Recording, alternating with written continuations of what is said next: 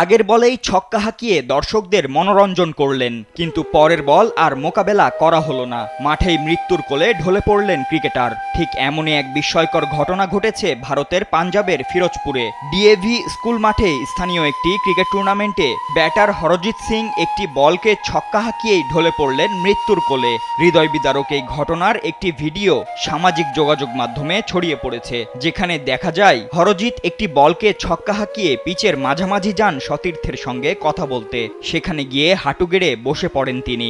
এরপর হঠাৎই লুটিয়ে পড়েন মাটিতে। তাৎক্ষণিকভাবে সতীর্থ ও বিপক্ষ খেলোয়াড়রা দৌড়ে এসে সিপিআর দেওয়ার চেষ্টা করেন, কিন্তু সব চেষ্টা ব্যর্থ হয়। মাঠেই মৃত্যুর কোলে ঢলে পড়েন ৩৮ বছর বয়সী এই ক্রিকেটার। ওয়ালটন আবারও মিলিয়নিয়ার অফারে ওয়ালটন ফ্রিজ কিনে আপনিও হয়ে যেতে পারেন মিলিয়নিয়ার। ভারতীয় গণমাধ্যম সূত্রে জানা গেছে, হৃদযন্ত্র আক্রান্ত হয়েই মারা গেছেন হরজিৎ। এর আগে ২০২৪ সালে এভাবেই মারা গিয়েছিলেন মুম্বাইয়ের ক্রিকেটার গণেশ তেওয়ার। ৪২ বছর বয়সী ওই ক্রিকেটারও খেলতে খেলতেই মারা গিয়েছিলেন। তাকেও সঙ্গে সঙ্গে হাসপাতালে নিয়ে যাওয়া হয়েছিল, কিন্তু বাঁচানো যায়নি।